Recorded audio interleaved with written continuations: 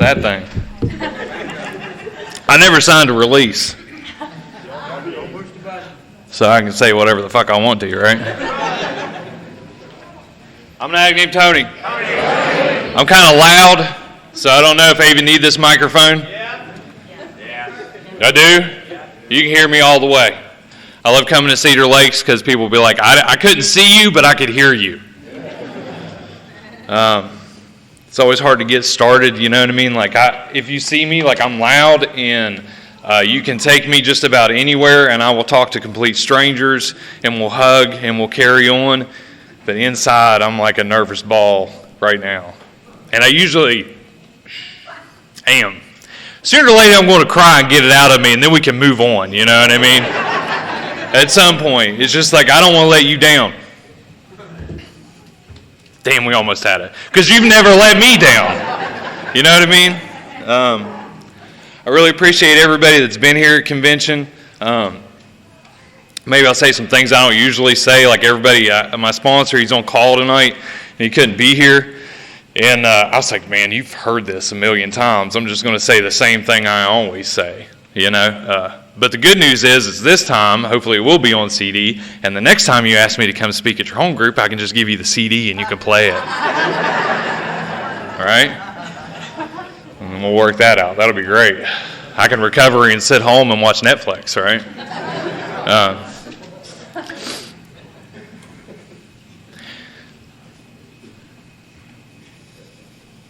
So I came here to convention. I never really came to convention. It's kind of a long story, but like I wasn't really into this, you know what I mean? Because of the way that it makes me feel a little bit, you know, and I got to be cool and want everybody to know me and whatever, you know, ego.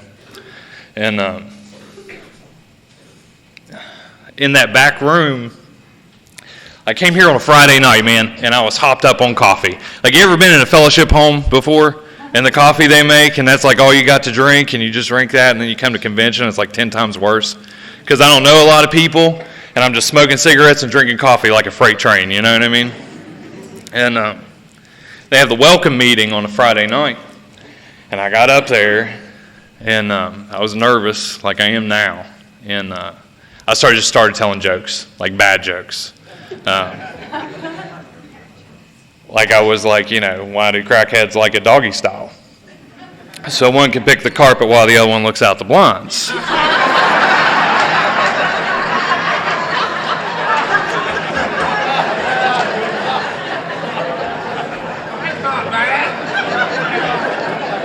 I said, you know, what do the stoners say when they got clean?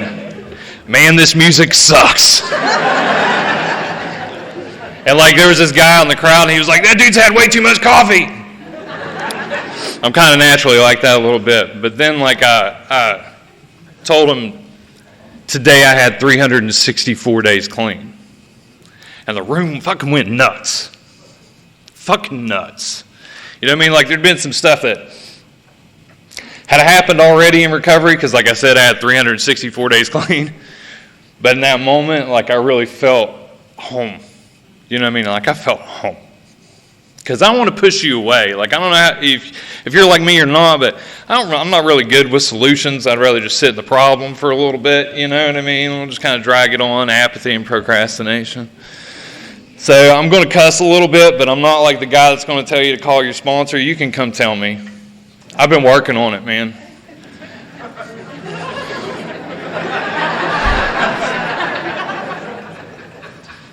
Like, it's bad because, like, that's the only language I knew when I come in here, man. Like, I'm a street junkie, man. And that's all I know is, like, the F word and all its different variances, you know what I mean? So people would count me in meetings, you know, and then there was this meeting where somebody said in 5 minutes, I said it 146 times. Because I didn't really know how to express how I was feeling, man.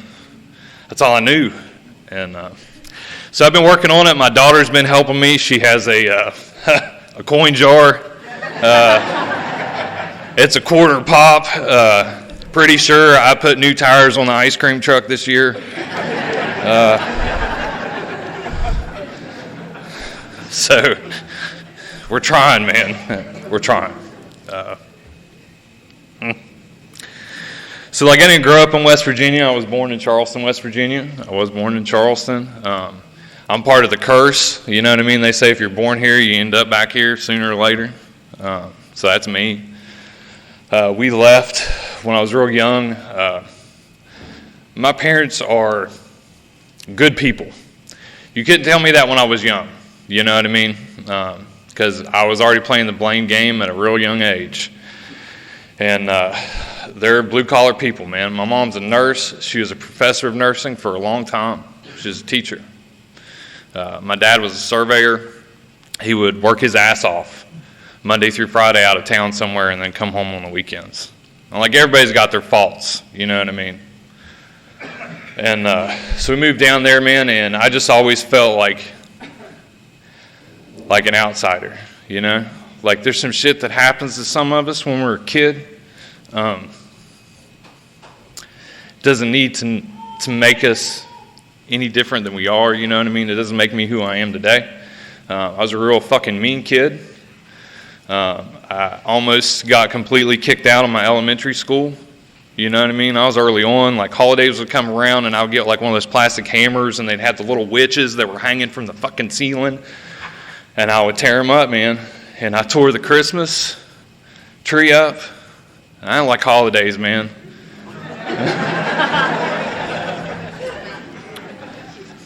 Like, holidays are bad for me, man. So it was just difficult. And I always felt like the outsider, always felt, you know what I mean, just a little bit different. Like, I think most of us do. So it's right where I grew up is just north of Knoxville. I always tell people it's Knoxville just so we can move on, you know. But it's north of Knoxville. It's Harrogate, Tennessee. It's real close to the border of Kentucky. And let me tell you something. When I was in high school, there was a Discovery fucking Channel goddamn story on Bell County, Kentucky. If you don't know where that is, you don't know where Harlan is, Pineville, 4 Mile. Yeah, I know. I've been there. Frakes is freaking crazy, man. I don't know if it's still crazy, but it's way out there. And they did a documentary about that area because Oxycontin in the area. It's like 1998. We were on the news already. You know what I mean? I was in the prime spot. So, man, I was a good student, though, you know what I mean? Like, I didn't know how to fit in. I was weird. I'd wear, like, a bowl cut or, you know, like, I heard somebody else talking about the other night. I used to do this shit where I'd, like, just spike my hair up, like, all fucking crazy, like, 5 inches long, crazy. You know, just trying to find myself, just being a kid, you know, and I played soccer. I got good grades. I was a straight A student. Because there's something about like that loneliness there. I just needed something to focus on. So school was always easy because I had something to focus on. You know, I was real good at math too. And so, you know, I don't know. I used to glamorize that first use. You know, people talk about it and they're like, "Oh man, this is what I was fucking missing." I can't tell you that, you know. I used to glamorize that first one. I used to like make it more than what it was. It's just an inanimate object, you know, and I put it in me. And to be honest with you, it was a little crazy because it was one of those things that like, you know, 20 minutes go by and like, fuck, that ain't shit, man. I didn't know I was going to do anything. 5 minutes later, like, oh, I fucked up, man. This is bad, you know. This is really bad. They would calm down. They would come back again. Fuck, you know. Try to figure out, do I call poison control? Do I call... Who the fuck do I call, man? And, yeah, so, all I know is, like, you know what I mean, it was like a roller coaster, and once the roller coaster finally stopped, like, you know what I mean, I wanted to get back on one. And it was quick, man. It was fucking quick for me. I was drinking on my way to high school. You know, I was all punk rock and shit, drinking fucking wine coolers, driving through the tunnel, you know. There at Cumberland Gap, I'd drive through that tunnel. And they had cameras and shit. I'm like, fuck you, man. I'm a rebel. You know. walk up the band hallway, and they'd be like, Tony, goddamn, you smell like weed. And I'd be like, well, it looks like I'm not going to first period. And it just got bad, you know what I mean? Like I was doing anything I could, you know. I conned my way, I manipulated. My grades didn't really suffer that bad because I would show up for first period. Truancy wasn't a thing yet, so as long as I made it to first period and didn't have my name on that list, then I'm gone. Rest of the day. Oh, you didn't hear? Like, I'm on this work thing, man. Yeah. I had a Spanish teacher that they made a special class for me, Spanish 4, they called it. She was working on a master's, and she would give me papers to type, and I would just go type, and then I would go downstairs after she paid me, and I would buy pills by the gym. And I'd crunch them up in my mouth and chase them with Fruitopia. Do you remember Fruitopia? It's just nasty, man. That's all they would sell you. They wouldn't sell soda in the school, you know what I mean? Then, so like, I just, I didn't like Tony, you know? I didn't like Tony. I got jumped a couple times when I was in high school. One time, 3 guys tried to beat the shit out of me. And later on, I heard, that little guy was really giving them hell, man. And fuck yeah, man, I don't like the sound of that. Yeah, I just had a hard time in high school. I was supposed to go to Powell Valley in Tennessee, but my parents didn't want to send me there because race was a problem, man. And you had to pick a side there at that time. And I didn't want to pick a side, man. I wanted to be right in the middle. So it just meant I was going to get my ass kicked twice as much. And so they sent me to Bell County. Fuck. So they sent me to Bell County, you know. And I met a lot of people there. Met a lot of good drug dealers. Man, and I just went. You know, by the time I was 17, my parents were having so much fucking trouble with me. It was like, you need to shape up or ship the fuck out. And all I heard was, if you want to keep using, you should go. I was like, all right, man, I'm going to go. Because I blamed them for shit in shit that doesn't even matter, you know what I mean? I just make up shit in my head, you know what I mean? You didn't play ball with me enough, or, you know what I mean? You weren't home, you were working all the time. Fuck you, man. And then I'm going to talk about them a little bit, probably about my brother, because, see, family never mattered to me. It didn't matter. You know what I mean? Fuck it, I'm gone. You know, and my family would only hear from me months at a time. I've disappeared a few times on them. They wouldn't know where I was at or what I was going through.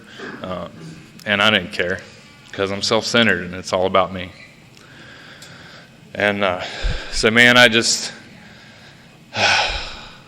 I left. I lived in Gatlinburg, Tennessee for a little bit. My mom, she's a pretty good manipulator too. I get it, honest. She conned me into coming back to West Virginia. She had taken a job at Charleston, University of Charleston. And she was like, come back, you know, come up here. And to be honest with you, I was running from some drug dealers at the time, so it sounded like a pretty good fucking idea. It's time to get out of town because I'm probably going to get killed. And so I come back up here, you know, and I find a girl, meet a girl, and let me tell you something. She used like I used, so she was perfect, you know. She'd go hard. She'd stay up till like 4 in the morning, 5 in the morning with me. She'd do dirt with me. You know, that twisted sense of what love is. You know, that whole idea of that romantic Bonnie and Clyde shit that never runs out. You know, Bonnie and Clyde got shot to fucking death, right? I just want to make that clear. Didn't know that then, though. It was romanticizing, you know, and I can't really tell you too much further about the using, you know? Dude, I can't. There's a couple years I don't even fucking remember.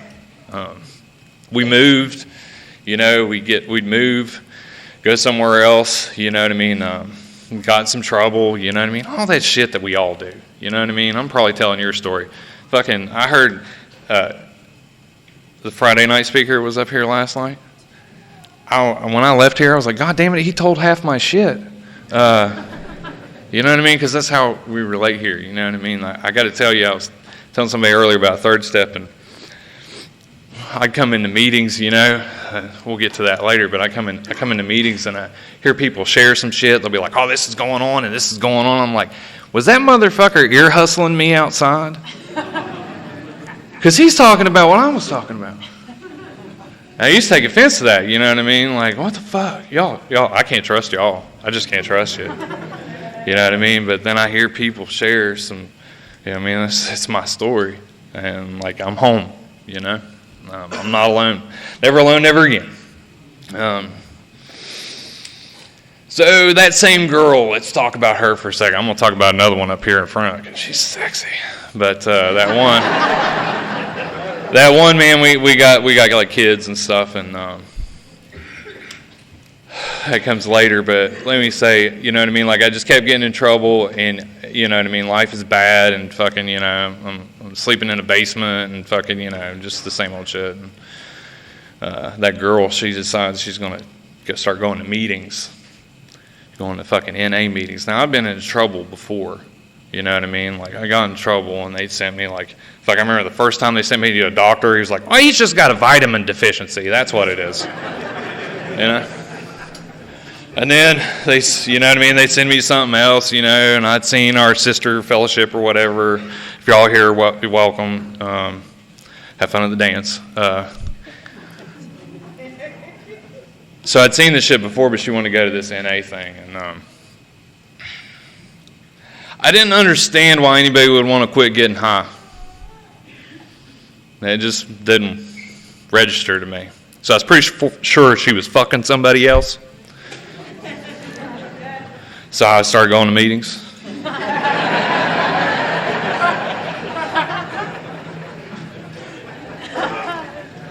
And she was fucking somebody else, but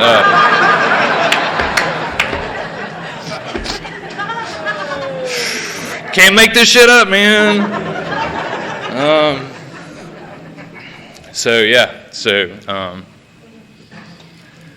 I tell you one thing, though. I don't know if I'm probably gonna mention some names, but I don't know if you know Belinda. She was the first person, you know. She had this old fucking ratty like Camaro or something like that. It was like blue and white. I had this old Rambler. It was like a 1966 Rambler or something like that. And yeah, like we talked about cars. We didn't talk about staying clean, but we talked about cars, you know. And it was my first connection in NA. And so, like, I knew about you guys, and let me just tell you, the using just continued. You know, I didn't get it. You know, I can just drink or smoke weed or whatever. I just won't do the hard stuff. That's clean, right? I don't ever remember what I shared in meetings, but I know that I shared in a couple meetings just because I wanted to be cute. And we just kept using, man, and it just kept getting worse and worse. You know, the progression of the disease and the progression of the disease. And then I tell you, one day,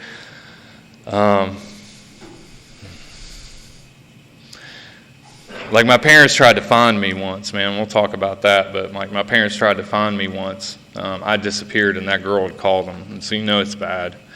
And they're like, "I don't know what to do. I think he's going to fucking rob a bank. I can't find him, and I need help." So they drive up to Morgantown, and they drive around for 2 days looking for me. They find me. They take me directly to fucking detox in Charleston. They get me the fuck out of there quick. And, you know, I didn't even want it then, you know what I mean? I hadn't found that desire to stop yet. I had this 3-day plan, like once I got out of that whole treatment thing, that if I just shoot dope every 3 days, it'll be okay. You know? It's like, listen, I won't run out of money. I won't get that sick. It's fucking great, man. Genius. And the first day goes by, and I'm like, man, you know, I just didn't get as high as I thought I could get, you know? I'd do it again today, right? And then the next day comes along, and it's like, fucking, I don't even feel that bad. I could do it again. So my 3-day plan lasted fucking 3 days. And I was off and running. it just got worse, man. And yeah, I try to talk about consequences a little bit because I got to tell you, you know what I mean? There's a reason for that, and I judged my life by those consequences, and I'll tell you why. I'm trying not to do that now. Let's just say I woke up one day and I was getting fucking indicted, and my daughter got born into this. CPS is coming and telling, no more kids. And then I got to take that girl to the parole office in Clarksburg because they're going to go ahead and get rid of her charges before the CPS files new charges on her, right? We know it was bullshit. I remember the car ride, and she was like, let's just run. And I didn't want to take her with me. I just wanted to get high. And all that shit happened like in a matter of a couple weeks. And I was fucking homeless, like completely fucking homeless. I've been homeless before, but I was like fucked. And, you know what I mean? She was gone, and I went crazy. I was just trying to use as much as I could use. I just wanted to fucking people talk about chasing the first one, man. I was chasing the fucking last one. Just wanted it to fucking stop. And, I have mixed ideas about like being in recovery and working in recovery. But CPS that day gave me this phone number of this place that was out in the Panhandle. It no longer exists. I can't even remember the name of it. And they said you got to call this place by like 4 o'clock, because they got a bed waiting on you, so call them by 4 o'clock. And I called at like 4:05. And I remember that was the first time I got honest with somebody, you know what I mean? I got real honest. And I went up the road, down there, that Monduit Road, and I went to go use, like, for the last time. And, son of a bitch, I woke up. And when I drive back by that fucking house, there's a sheriff and an ambulance in the fucking driveway. And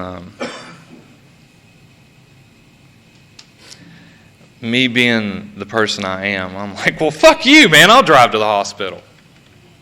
Fuck this. I'll go. So I go to the hospital.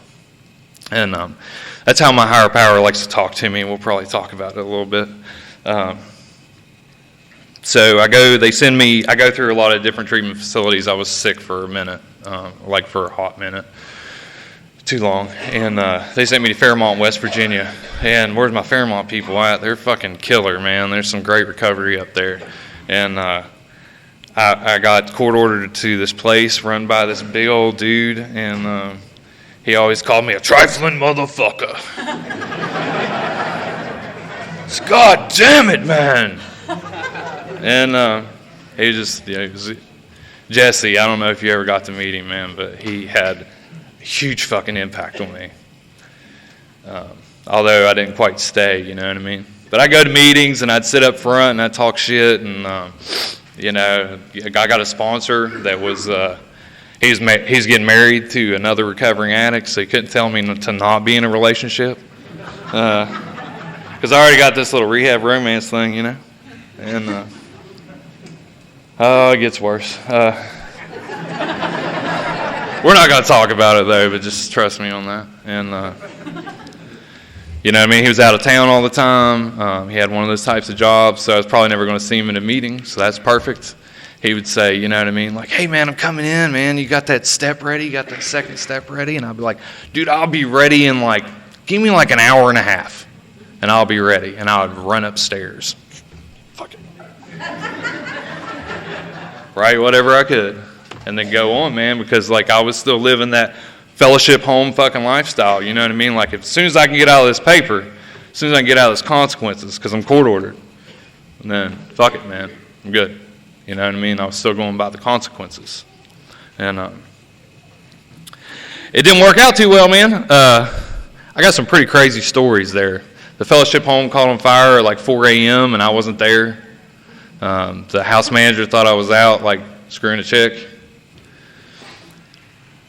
And this disease is crazy because I got up that morning and I went and got high and I go to check my phone and I'm checking my fucking phone and there's 50 some missed calls and they just go bad, you know what I mean? This is my buddy of mine. I still talk to him on occasion. He's like, dude, the house is on fire. We had to call the fire department. You need to get back over here immediately.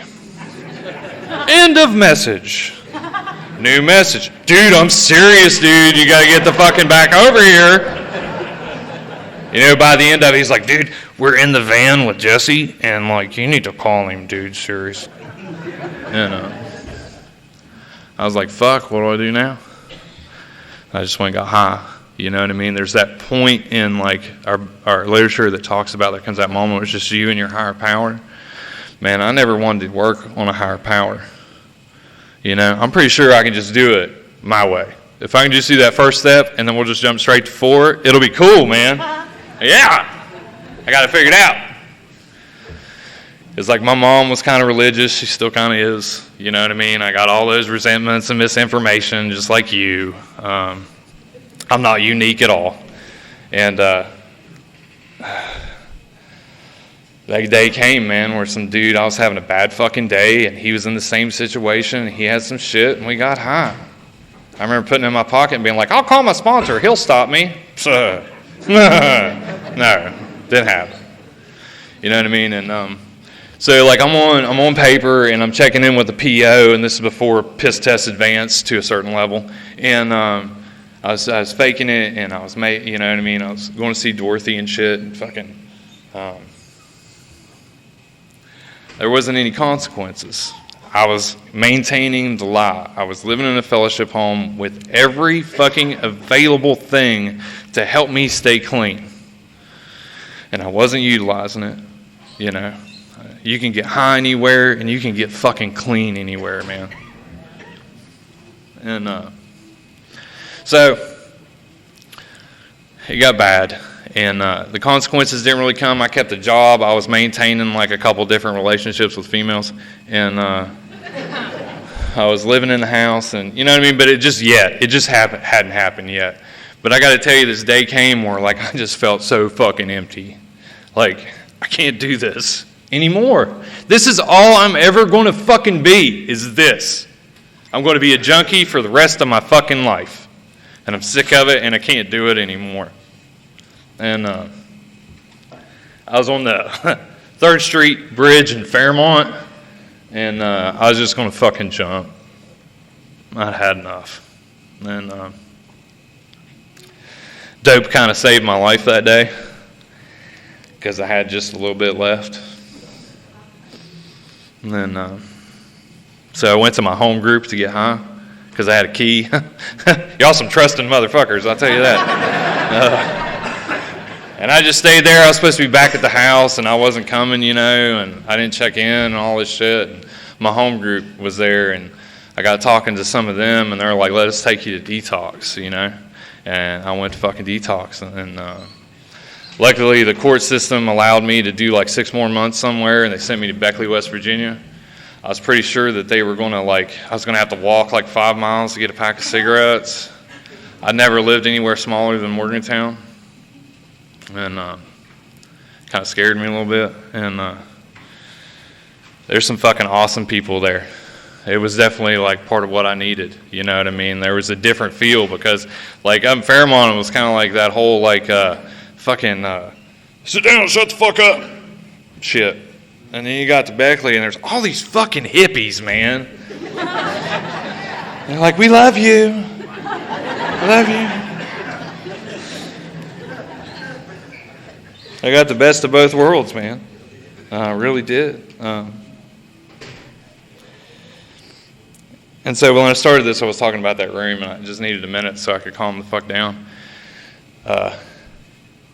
That day when I told all those fucking jokes.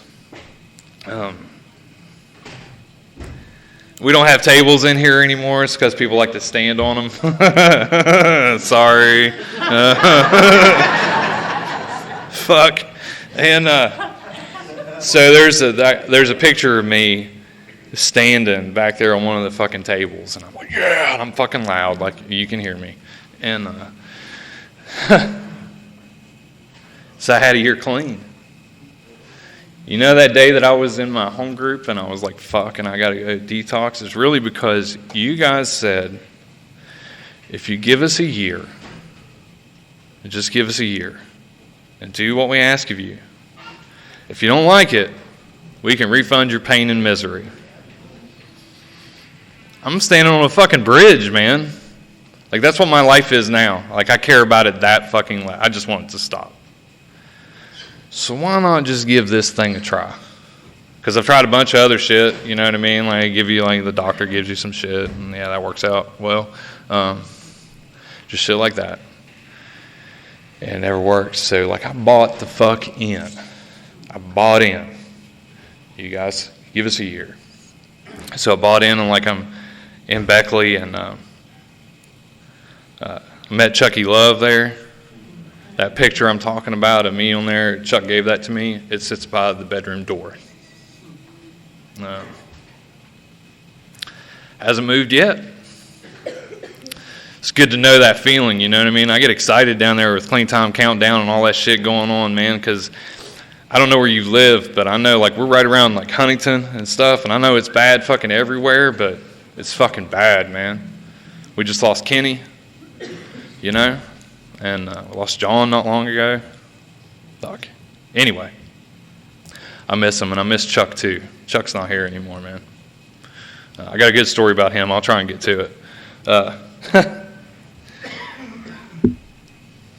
The thing I really want to say, like, if you're new and stuff, you know what I mean? Like, it was like my 5-year celebration, and I'm a little slow, man, you know, I'm a little bit burnt, and I had like 5-year celebration, and I was going to it, and there was a garden, and my daughter wanted to, like, shovel. She wanted to make a hole. She wanted to help. I'm in her life today, if you didn't catch that. They took her. We're in the garden digging holes. And I asked her, why you want to dig a hole? You know what I mean? Like, I don't understand kids half the time. You know what I mean? Like, it wasn't planned or anything. It wasn't like, oh, I want to have kids. In the crack house, you know, it's just, they're people, man. And I treat her like she's a person. And I was just like, why you want to dig a hole? She goes, well, that's where the treasure is. If I'd imagined what treasure I would find digging that hole I fucking dug here, you know? Because you guys have filled me up with so fucking much. You know, I hated Tony for a long time, and through like working steps and getting to know people and being honest and open and willing, you know what I mean? My life has dramatically fucking changed. So I'm actually working a 6-step right now. We were talking about it earlier because I got this thing where I still kind of don't like Tony at times. I'm still trying to work on it. And something happened earlier today that I've been waiting on. See, I've been working real hard since I got clean. Everybody was like, I want to go get a brand new car. You know what I mean? And I want to get my own place and blah, blah, blah. And I want to get my girlfriend. And I'm like, I want my dad to tell me he loves me. That's what the fuck I want. I have that. I know I get it honest, though. He just had a heart attack a couple weeks ago. And I've told a few people this, but I'm going to memorialize him right here. He's not gone, but on his way to get seen for chest pains, he thought that stopping at Waffle House for pecan waffles was a good idea. And I asked him, I was like, man, was it good at least? He was like, I can only eat like half of it. It hurt too much.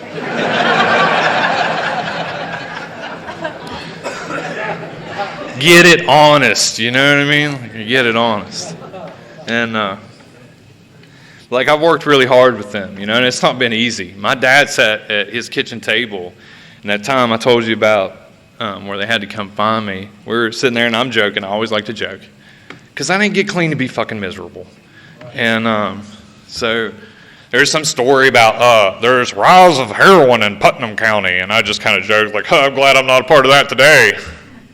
And he looked at me, and we don't have real good communication, but he looked at me straight in the face, and he was like, you remember that time we had to come find you?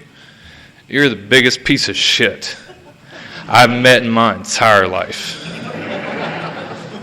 Now, my dad is a working man. He's met a lot of fucking pieces of shit. And I'm the worst one? It was bittersweet, though, dude. I was so grateful that he said that to me. Like, I was so grateful he said something, you know? Like, even if it was that.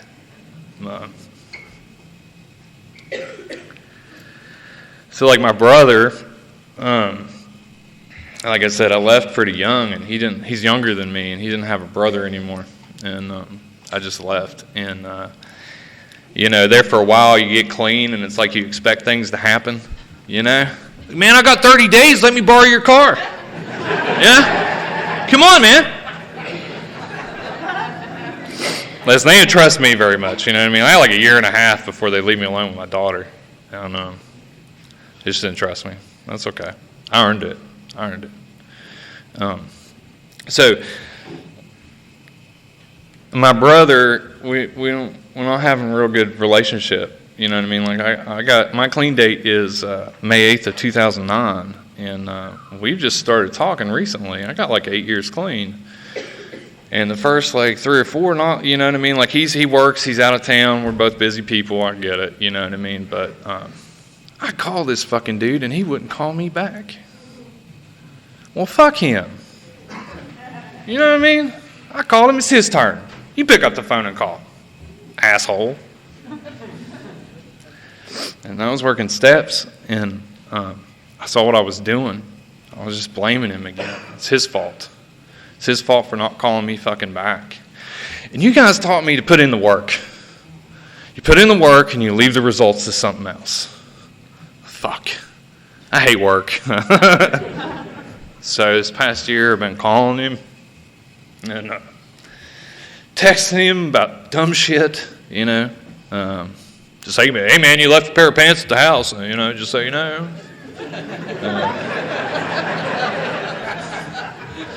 Just trying to be like he was showed up, and it got a lot warmer than it was supposed to be, and I'm like letting him borrow shirts and stuff.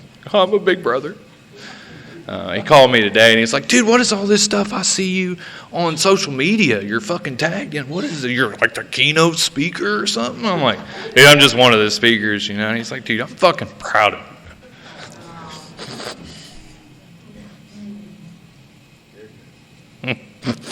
I've been waiting for that.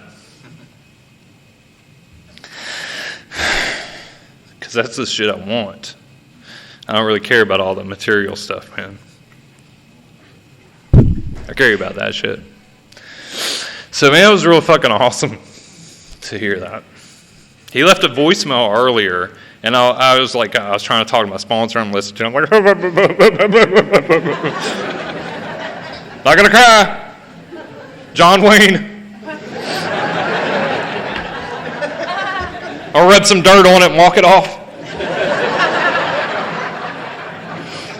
But he ended up calling me back. You know what I mean? Like, that's the shit I really want to say. Like, fucking, like, he didn't just call and leave the voicemail. He fucking called back. He wanted to make sure that I heard his voice. And fucking love him. And love my whole family. We got a good relationship today. Our relationship today is nothing like I even had when I was a kid. You know what I mean? Because you guys taught me how to have a relationship here, how to communicate, how to play my part. You know what I mean?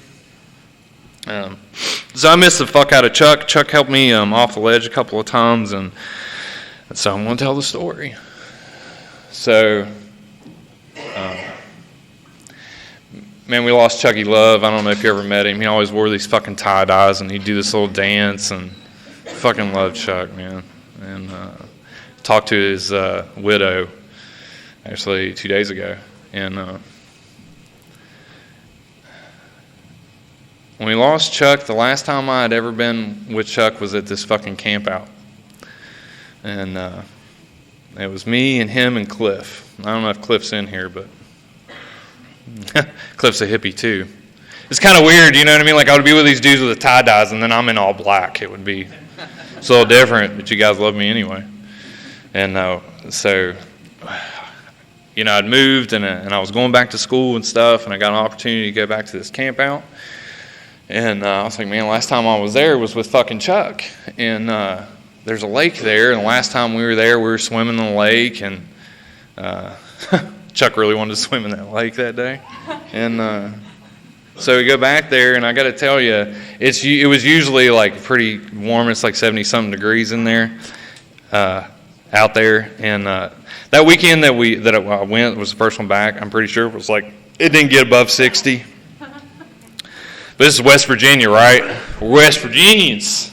We go jump in that water, boys. 50 degrees. We get it. Nobody's swimming, okay? The whole camp out, like, you need to work on your second step, Tony. But I get that fixed idea. I don't know how you are. I get that fixed idea. And I'm like, man, I'm going swimming. And my son came with us to the camp out. And I don't know if you ever all met Tasha in the front. She's beautiful. We go, and Tasha's going to the shower, and I'm like, I'm swimming it. I'm telling you. And she knows how to love me. She knows how to love me. She's like, okay, motherfucker. Go ahead. Okay. She's fucking awesome. So Caden's he's like, I want to prove you myself to you, Dad. I'll go out here in the water with you. And I don't think he ever got like up above his waist in the water. It's freaking cold, man. I'm like, I'm going to swim to the buoys, man. I'm going to swim to the buoys, and then the clouds are going to part. And there's going to be this light shine down. It'll be Chuck. I will connect to Chuck one more time. Fucking love you, Chuck. So I'm a heavy smoker at the time. Swimming's probably not a great idea. So I go swimming to the fucking buoys. I make it to the buoys. It's great. And I'm there holding on, you know. Cloud's going to part or what, man? It's freezing. I'm like, you know, I don't know what I'm thinking, man. Trying to make something happen, you know. And I was like, well, I better swim back.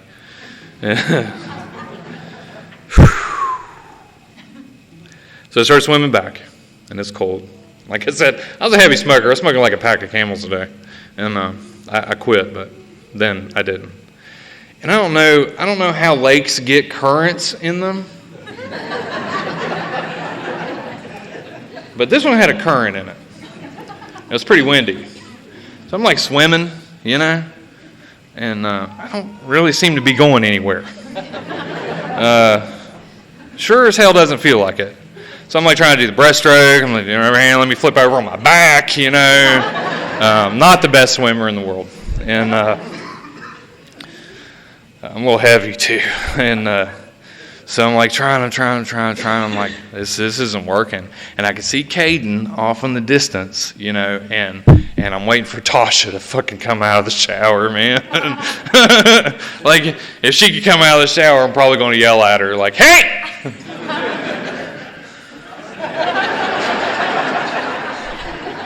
This is bad, man. So I just keep swimming, and I'm not making it. And I got to tell you, there was this moment where I was like, I'm going to fucking die at an NA activity. Clean, don't get me wrong. It's going to be fucking, you know, memorialize me. This is now officially the Tony P. Campout. Fuck yeah. But my son's sitting there, and I can't die in front of my fucking kid, man. And so I'm like, I surrender, you know what I mean? I'm like, fuck it. I'm just going to have to take a big, deep breath because my arms can't keep going and my legs can't keep going, and I'm tired, and I just can't do it. I'm running out of stuff. Take a big, deep breath, and I'm just going to, like, go down. And when I get to the bottom, I'll hold my breath as long as I can and rest. And I'll come back up. That's what I'll do. This is what I'm going to have to do. It's not really any other choice, man. So I take this huge fucking deep breath. Like, here we go, you know. I let out that breath, and I take another big breath. And I just let go, man. And come to find out that water right there was only waist deep.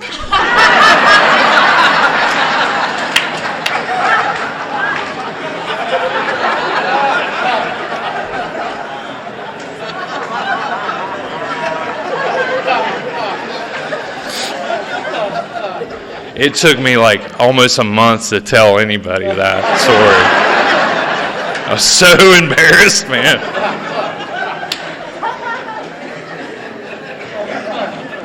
It's like the best story too, because that's really how it's been for me here. You know? I want to fight everything. I want to be like, nah, man, I don't like that suggestion. I'm not going to do it. It's too hard. I can't go walk through that door. I can't fucking go back to school. I can't have a meaningful, loving fucking relationship with a woman.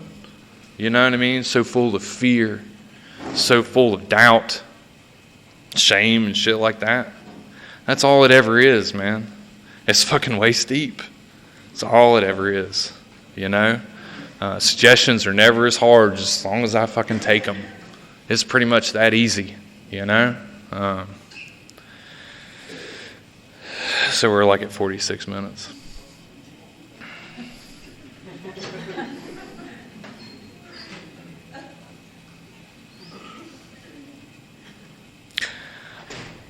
I can't tell you how grateful I am to fucking be clean. And I don't know how grateful you are, but I'm grateful that you are. We got another day. You know what I mean? That's all I wanted was just one more fucking day. And that's usually how I kind of act nowadays. That's why you see me so lively. Because I don't know, you heard me down there. I was like, y'all motherfuckers could have died. Because I was pretty close. I'm pretty sure that's what that doctor told me. And I probably shouldn't be here talking to you at fucking convention. Imagine that shit. You know, I really wanted to do this when I had 30 days clean. With like 8 years though, man, I'm like, man, I don't know if it's a good idea. I talked to Ryan over there. He spoke at the last convention. We were sitting outside his grandma's house. I was like, man, we should be getting some good people up there to speak, you know. We'll fill out. Well, if you fill one out, I'll fill one out, you know. Yeah. So I tried to stack the deck, and I got like 6 other people, you know, with the same thing. I was like, man, if you fill one out, I'll fill one out. Little did they know I already had one filled out, you know. But there should be some pretty fucking good speakers, you know. Some people that have really affected me. Because there's a lot of stories I could tell you, you know. Some people that aren't here, you know what I mean. They're still kicking, but they're still here.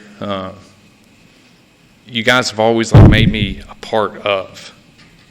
In Fairmont, I was just talking about this earlier. I go to meetings, and it was at the bottom of a church. And I go to this meetings, and Jason T would shove how it works in my face every time. He would shove it at me. He was like, you read this. You fucking read this. And it made me feel a fucking part of. We do that at my home group now. My home group meets on Tuesday nights in Hurricane, West Virginia, 7 o'clock at St. Timothy's Episcopal, right in the bottom. It is the best home group in Narcotics Anonymous. I say that when I announce shit. I'm like, man, we're having a celebration at the best home group in Narcotics Anonymous. If your home group isn't the best home group, you're in the wrong fucking one.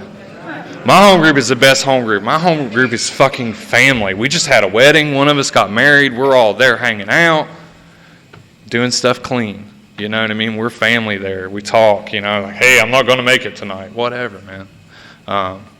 There was a time when I was going to school, I was kind of like, man, this is not real practical. And the literature says if it's not practical, it's not spiritual.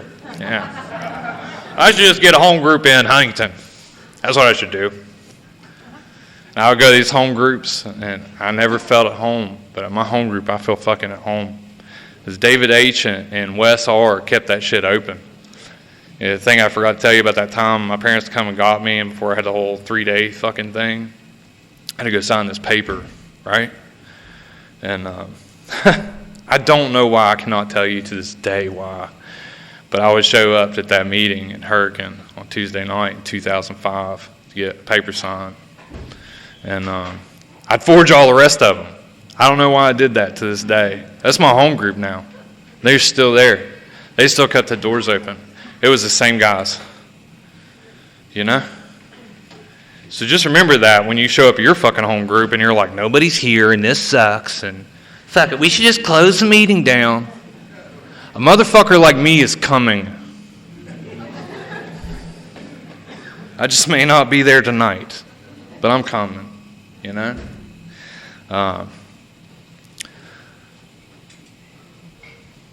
I absolutely fucking love my girlfriend. She's in recovery, and I'm not saying you can't do that. I've heard people say, you know what I mean, like you should be ready for what comes afterwards. You know what I mean? What's after the relationship? I don't really see an end in sight. You all have taught me how to be open and free and talk to people. And like I said, I can have meaningful relationships with people today. And I treated women awful when I first got here. I don't hear a lot of guys say this, you know what I mean? Because we're all cool. And you'll be like, yeah, you see the notches on my belt of fucking newcomers.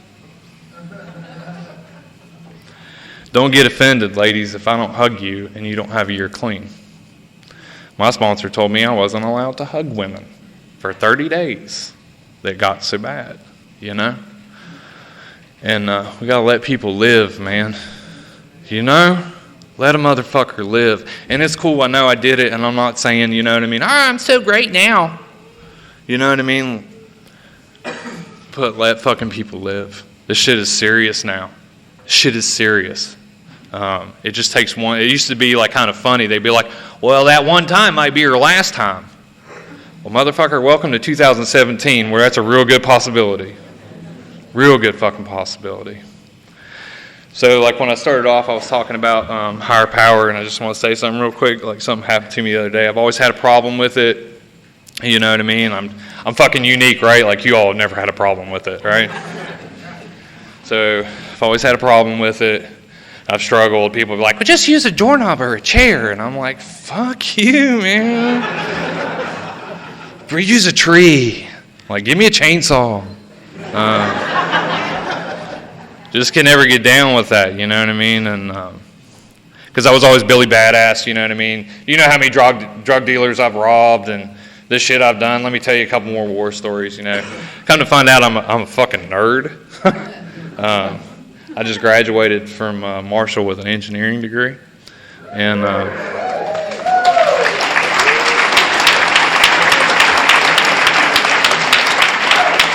there were a lot of long nights where I was like, why the fuck did I pick this? But I'm like a nerd at heart, man. And but I've always struggled with it. And I'd use like the universe, you know what I mean? Calculus. I got a bunch of funny ones like Google, Tom Cruise, Rick Ross. It's like, if you want to be a boss, you got to do boss shit. And all I heard was, if you want what we have to offer and you're willing to make the effort to get it.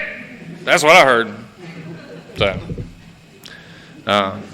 So I'd use the universe, whatever, man. I feel most connected when I hear you talk. That's when I feel most connected.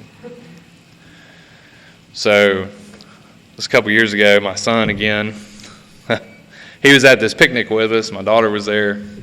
There's another NA function. And we're there, and I talking to my son. It's it was like 3 or 4 years ago. And I was talking to him, and we're sitting there, and they're bored, you know what I mean? They're like, fuck, we're at an NA thing? What is this shit? Is there no roller coasters or candy? This is boring, Dad. Where's my 3DS? So, you know, I was sitting there, and I was like, man, you know, guys, I have never found a 4-leaf clover. Not in my entire life. People say they're real. I've seen fucking pictures of them. Never held one in my hands and never seen one.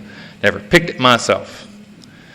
So my son hears the challenge and he's like, well, I'm just going to go fucking look for 4-leaf clovers. 30 seconds later. Like, you're going to make my 4-step, man. You better quit. And he keeps going, you know. He found like 5 or 6 of them. It was pretty crazy. And you know I was sitting there next to him trying to find one too, you know what I mean? I was trying to like watch his eyes where his eyes were looking and see when they lit up. So I'm like, it's mine. Because I never found one, man. I've never found one. He found one. And I believe they're true because he found it. You know? I believe that it exists, you know? It's like me and Chris were talking one day, and I was like, man, it's crazy. Like, I can look out in this field out here, and I know there's a 4-leaf clover out there somewhere, you know? I know there's one. I don't need to see it to fucking know it's there. I got too many of those instances in my life, you know what I mean? Like the time the judge said, you really told on yourself, you know? Or the time that I decided to go move in with that chick from rehab, and then I called Lily because I was about to start to get high again, and she picked up the phone and she said, oh, Tony, I was just looking pictures of you the other day, wishing you'd come home. God damn, man. You don't know how bad I needed to hear that right now. Because I was back in Morgantown, by the way. It's a long story. So I never found this 4-leaf clover, and I found one yesterday. And I'd like to welcome the newcomer. I don't know where all this basic text went, but it's taped to the page before the stories. And I just want you to remember we keep what we have by giving it away. I'm Tony P. Thanks.